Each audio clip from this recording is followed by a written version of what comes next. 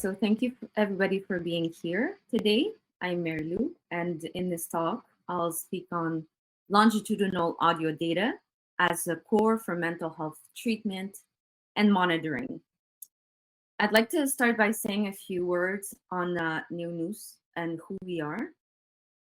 Neonous is basically transforming healthcare through evidence and precision by converting real-world audio data into usable and valuable insights. Our expertise lies in automatic speech recognition, natural language processing, natural language understanding, behavioral health modeling, and knowledge representation alongside 3 years of R&D. So why did we decide to go audio first? Well, speech being an unconscious process, even if we take into account daily variation and known changes over time, is still extremely accurate and reliable and rich information. You can even go deeper and transcribe the audio into to get the content of speech, which then involves NLP and NLU. And this is something that we do to look at the bigger picture, a fusion of acoustics and speech, amongst other things. To analyze speech, you need to establish a baseline of a person's voice. But fortunately, a few seconds, a few interviews or sessions are enough to establish a really good baseline. Also, if you choose to only focus on people's voices, you can be language agnostic or culture agnostic even. Since, like I mentioned, speech is so rich in information, you can analyze so much with just one data source. Audio also has been shown to be useful for early screening, diagnosis, and so on, but it is especially useful for the collection of longitudinal data, and that in turns allow things like response to treatment monitoring, adjustment of treatment, but we'll see more on longitudinal data later on. So why is audio interesting when it comes to mental health issues? Well, first of all, because each disease has been shown to have a set of acoustic features shown to be affected by the disease, and that we can measure. We know which features are positively correlated and which are negatively correlated in order to better modelize. Oopsies. Moreover, these features, they don't only help detect symptoms of a disease, but you can also use them to look at the severity of a symptom. The advantage of using acoustics for detection and monitoring include enabling and facilitating remote assessment as a way to overcome costs and social stigma, unfortunately. It also combats any patient's tendencies to either downplay or estimate some of their symptoms. It also combats cognitive limitations. You can reach better personalization of care. You can also improve the objectivity of psychiatric assessment and ultimately widen access to services. Next, what I'd like to address is why do we need to move towards more personalized care? Well, first and foremost, because we need to better understand the patients.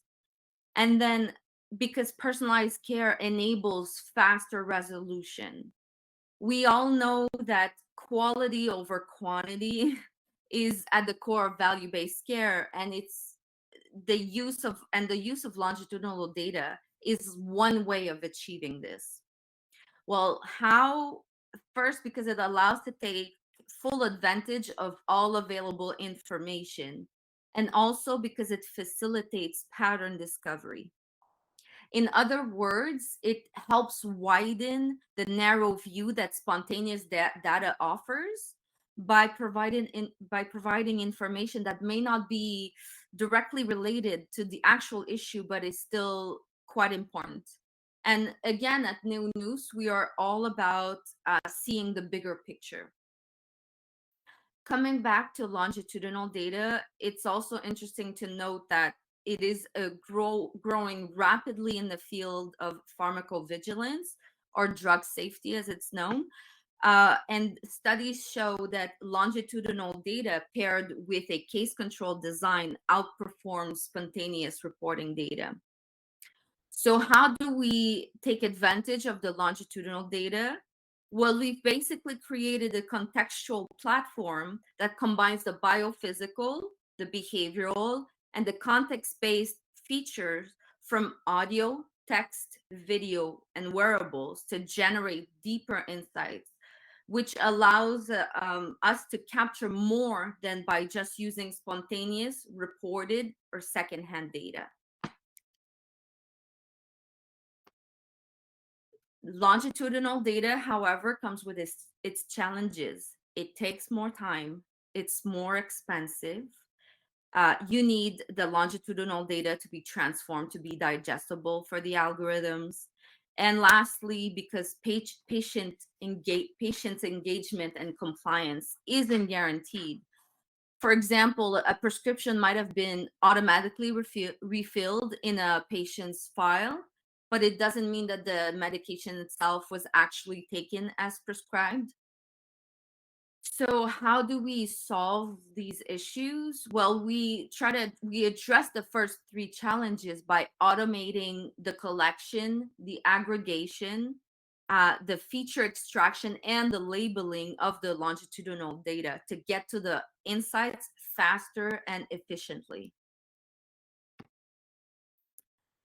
Since we've been discussing diversity in the development community and in our businesses and our lives throughout this whole conference, I thought it was also important to address diversity in audio data, because multiple studies still show significant evidence of reduced audio quality for female voices compared to male voices. And one clue as why that may be the case is because a lot of the training data sets started in voice, at least started with only male speakers or mostly male speakers.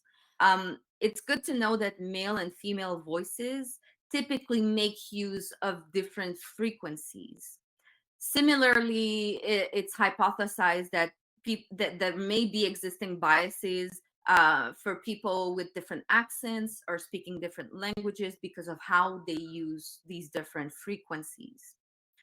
But coming back to sexual bias, the Zoom, the Teams, the WhatsApp of this world are apps that generally focus on frequencies below 5,000 hertz, um, because of technical limitations.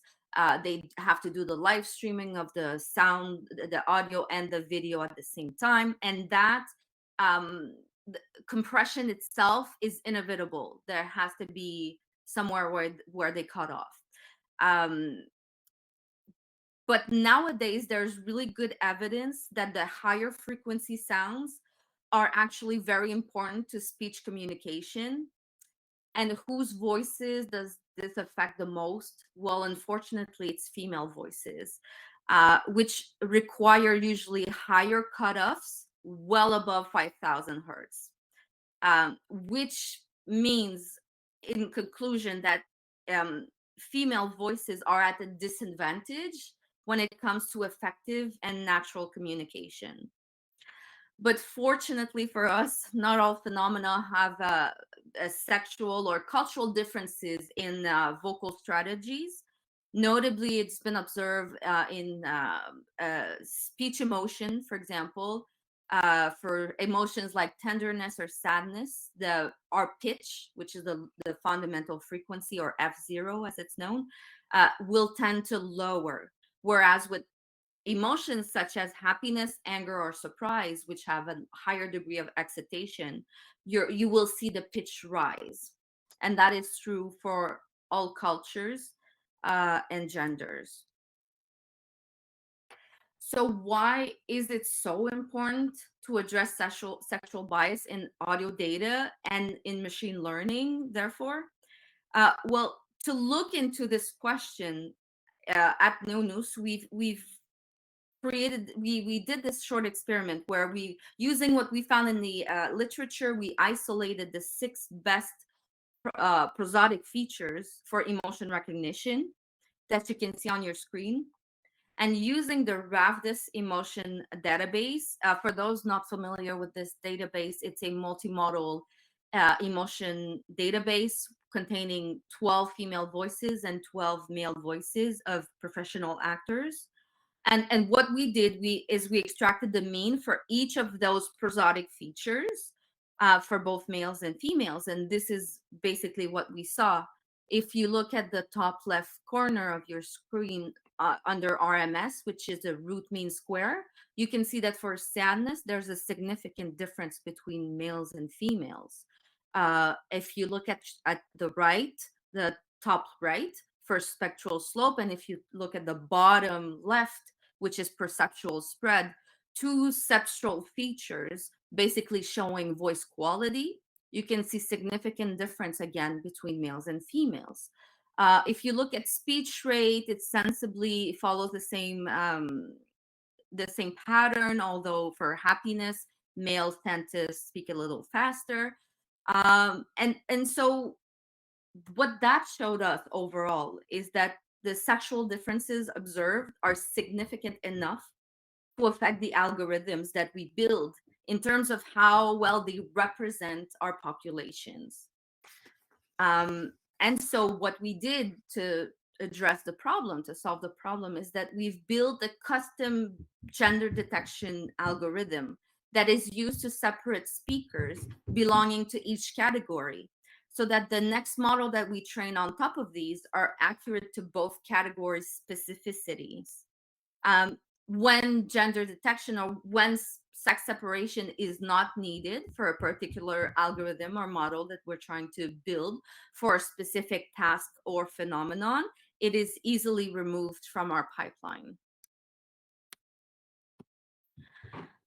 So to conclude, Neonous offers a solution which consists of one secure and unified platform where we provide evidence-based insights. We do profiling by providing a baseline, as I said before, and thus we accelerate innovation and personalization in healthcare by enabling access to real-world evidence.